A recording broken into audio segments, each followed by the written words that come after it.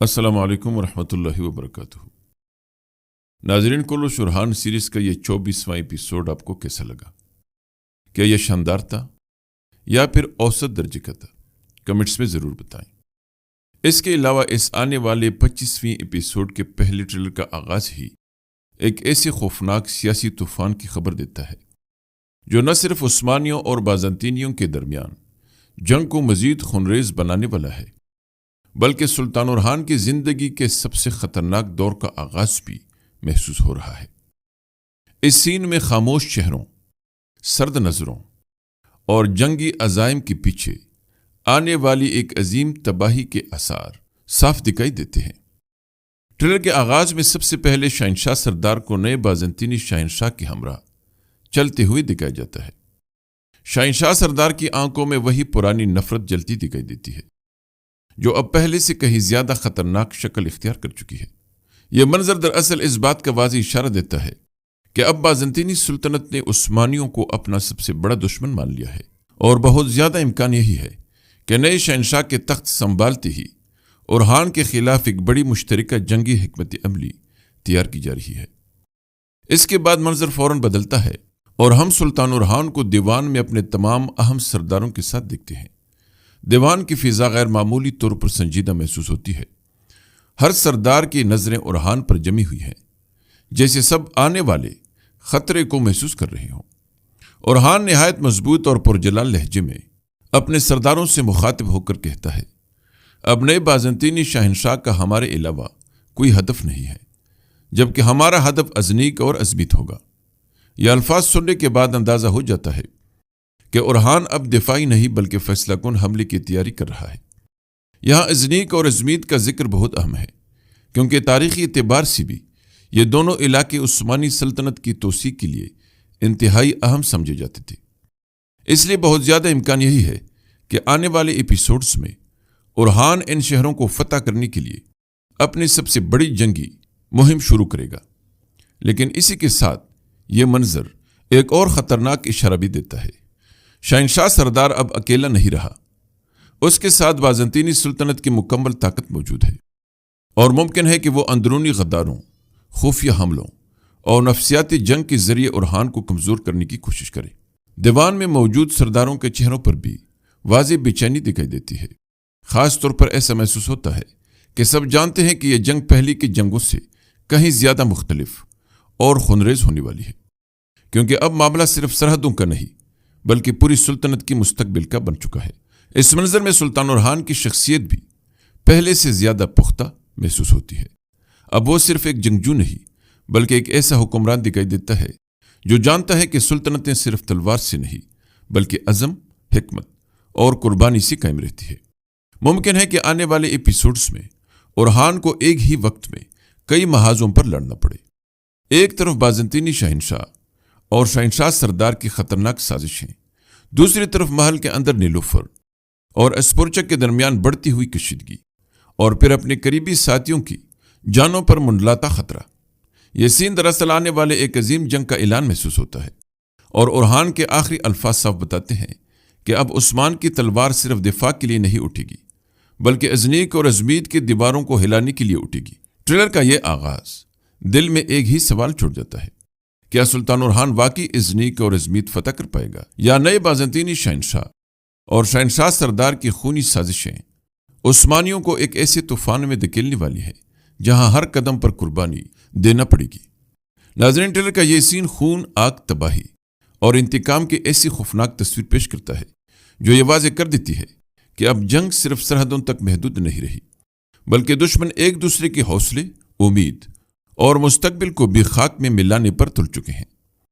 اس پورے منظر میں ہر طرف موت کی بو محسوس ہوتی ہے، اور ایسا لگتا ہے جیسے آنے والی قسط عثمانیوں کے لیے اب تک کی سب سے دردناک آزمائش ثابت ہونے والی ہے۔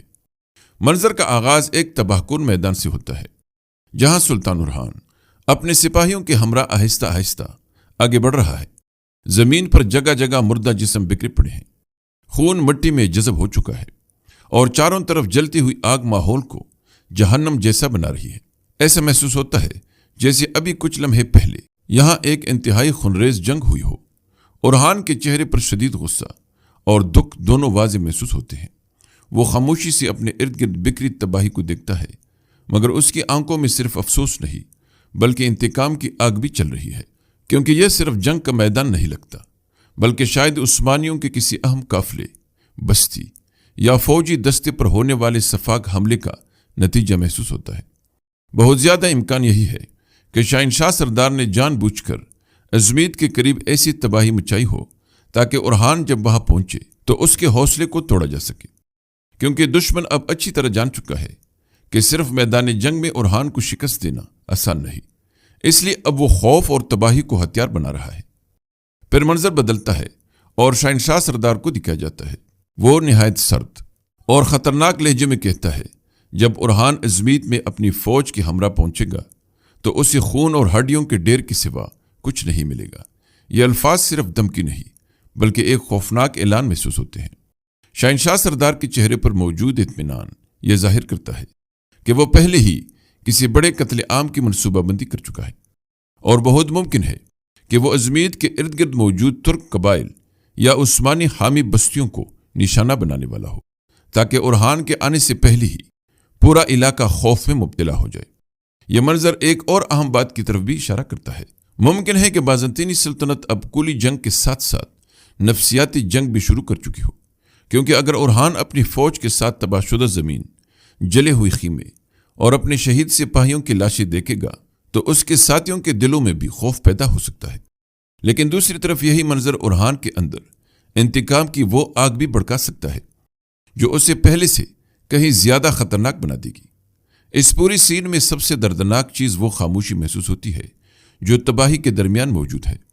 نہ کوئی فتح کا شور، نہ گھوڑوں کی آواز، صرف جلتی آگ، خون آلود زمین اور خاموش لاشیں، گویا زمین خود بھی اس ظلم پر ماتم کر رہی ہو۔ ممکن ہے کہ اس حملے میں اورحان کے کئی اہم سپاہی شہید ہوئے ہوں، اور شاید یہی واقعہ آنے والی جنگ کو ذاتی انتقام میں تبدیل کر دے۔ یہ بھی امکان ہے کہ شہنشاہ سردار اورحان کو غصے میں لا کر کوئی غلط فیصلہ کروانا چاہتا ہو، کیونکہ غصے میں کیا گیا ایک قدم پوری جنگ کا نقشہ بدل سکتا ہے۔ مگر اگر ایک چیز اس منظر میں سب سے زیادہ خطرناک محسوس ہوتی ہے تو وہ سلطان اورحان کی خاموشی ہے، کیونکہ بعض اوقات ایک خاموش جنگجو چیختی ہوئی دشمن سے زیادہ خوفناک ثابت ہو جاتا ہے، اور شاید یہی وجہ ہے کہ آنے والے ایپیسوڈز میں اورحان پہلے سے کہیں زیادہ بے رحم اور فیصلہ کن انداز میں دشمن پر ٹوٹ پڑے۔ یہ سین دل میں خوف، غصہ اور بے چینی ایک ساتھ پیدا کر دیتا ہے، اور آخر میں صرف ایک سوال باقی رہ جاتا ہے، کیا شہنشاہ سردار واقعی ازمید کو خون اور راکھ میں بدلنے میں کامیاب ہو جائے گا، یا سلطان اورحان اس تباہی کا ایسا جواب دے گا کہ بازنطینی سلطنت صدیوں تک اسے یاد رکھے گی؟ ناظرین، ٹریلر کا یہ سین اس بات کا واضح اعلان محسوس ہوتا ہے کہ اب سلطان اورحان صرف دفاعی جنگ نہیں لڑنے والا، بلکہ وہ دشمن کے قلعوں، منصوبوں اور غرور پر ایسا حملہ کرنے کی تیاری کر چکا ہے جو پورے خطے کی طاقت کا توازن بدل سکتا ہے۔ اس سین میں جنگ حکمت عملی، بائیوں کا اعتماد، سمندری مہم اور آنے والی بڑی فتح کے آثار ایک ساتھ دکھائی دیتے ہیں۔ منظر کا آغاز سمندر کے بیچ سفر کرتی ہوئی کشتیوں سے ہوتا ہے۔ انہی کشتیوں میں سلطان اورحان اپنے وفادار ساتھی جرکتائی بے اور ترحان کے ہمراہ موجود ہوتا ہے۔ تینوں کے چہروں پر غیر معمولی سنجیدگی اور جنگی عزم نمایاں محسوس ہوتی ہے۔ اورحان خاموشی سے دور افق کی طرف دیکھ رہا ہے، جیسے اس کے ذہن میں آنے والے جنگ کے تمام نقشے پہلے ہی بن چکے ہوں۔ جرکتائی کی آنکھوں میں بھی برہان الب کی شہادت کا غم اب بھی جلتا محسوس ہوتا ہے، جبکہ ترحان کے چہرے پر دشمن سے بدلہ لینے کی بے چینی صاف دکھائی دیتی ہے۔ یہ منظر اس بات کی طرف اشارہ کرتا ہے کہ عثمانی فوج اب صرف زمینی راستوں پر نہیں بلکہ سمندری راستوں سے بھی اپنی فوجی طاقت بڑھانے جا رہی ہے۔ بہت زیادہ امکان یہی ہے کہ اورحان کسی خفیہ حملے یا اچانک یلغار کی منصوبہ بندی کر رہا ہو تاکہ بازنطینیوں کو سنبھلنے کا موقع نہ ملے۔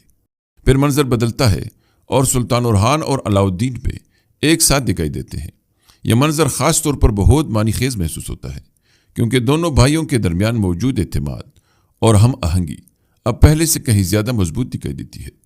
ایسا لگتا ہے جیسے عثمانی سلطنت کی آنے والی جنگی مہم کی قیادت اب مکمل طور پر ان دونوں بھائیوں کے ہاتھ میں آ چکی ہو۔ اورحان نہایت مضبوط اور پرعزم لہجے میں علاؤالدین سے کہتا ہے، جلدی سے اپنی تیاری مکمل کر لو۔ اب وقت آ گیا ہے کہ کزالچہ طیبے پر ہم غضب بن کر ٹوٹ پڑیں۔ یہ الفاظ پوری سین کو ایک نئی شدت دیتے ہیں۔ غضب بن کر ٹوٹ پڑنے کا مطلب صاف ظاہر کرتا ہے کہ اس بار اورحان صرف حملہ نہیں کرے گا بلکہ دشمن کو مکمل طور پر تباہ کرنے کے ارادے سے میدان میں اترے گا۔ کزالچہ طیبے کا نام بھی بہت اہم ہے۔ بہت ممکن ہے کہ یہ مقام بازنطینی فوج یا شہنشاہ سردار کے لیے ایک اہم فوجی مرکز ہو، اور اگر اورحان اس علاقے پر قبضہ کرنے میں کامیاب ہو جاتا ہے تو ازنیک اور ازمید کی طرف بڑھنا اس کے لیے کہیں آسان ہو جائے گا۔ یہ سین ایک اور اہم چیز کی طرف بھی اشارہ کرتا ہے۔ ممکن ہے کہ اب عثمانی فوج مختلف حصوں میں تقسیم ہو کر بیک وقت کئی محاذوں پر حملے کرے۔ شاید اورحان مرکزی حملہ کرے جبکہ علاؤدین کسی دوسرے راستے سے دشمن کو گھیرنے کی کوشش کرے۔ یہ بھی امکان ہے کہ اس جنگ میں پہلی بار نئے جنگی ہتھیار یا بارودی حملے استعمال کی جائیں، کیونکہ پچھلے ٹریلرز میں دھماکوں اور آگ کے مناظر مسلسل دکھائے جا رہے ہیں۔ لیکن اس پوری منظر میں سب سے خوبصورت چیز دونوں بھائیوں کا رشتہ محسوس ہوتا ہے، کیونکہ جہاں باہر دشمن سلطنتوں کو توڑنے کی کوشش کر رہے ہیں، وہیں اورحان اور علاؤدین ایک دوسرے کی سب سے بڑی طاقت بنتے جا رہے ہیں، اور شاید یہی اتحاد عثمانیوں کی اصل قوت ثابت ہونے والا ہے۔ جرکتائی اور ترہان کی موجودگی بھی یہ اشارہ دیتی ہے کہ اب جنگ صرف زمین کے لیے نہیں بلکہ شہید ساتھیوں کے خون کا حساب لینے کے لیے بھی لڑی جائے گی۔ یہ منظر دلوں کے اندر ایک عجیب سا جوش پیدا کر دیتا ہے۔ سمندر کی لہریں، کشتیوں کا سفر، جنگی تیاری اور اورحان کی گرجدار آواز، سب کچھ یہ محسوس کرواتا ہے کہ ایک بہت بڑی یلغار بس شروع ہونے والی ہے۔ اور اب سوال صرف یہ رہ جاتا ہے، کیا سلطان اورحان واقعی کزالچہ طیبے کو فتح کر کے بازنطینی سلطنت کے دل میں خوف بٹھا دے گا، یا دشمن پہلے ہی ایسا جال بچھا چکے ہیں جس میں عثمانیوں کی پوری جنگی مہم پسنے والی ہے؟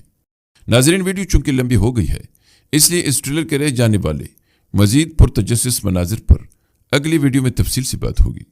امید ہے کہ آپ کو ہماری یہ ویڈیو ضرور پسند آئی ہوگی، اس لیے لائک ضرور کیجیے۔ ملتے ہیں اگلی دلچسپ اور معلوماتی ویڈیو میں، تب تک اللہ نگہبان۔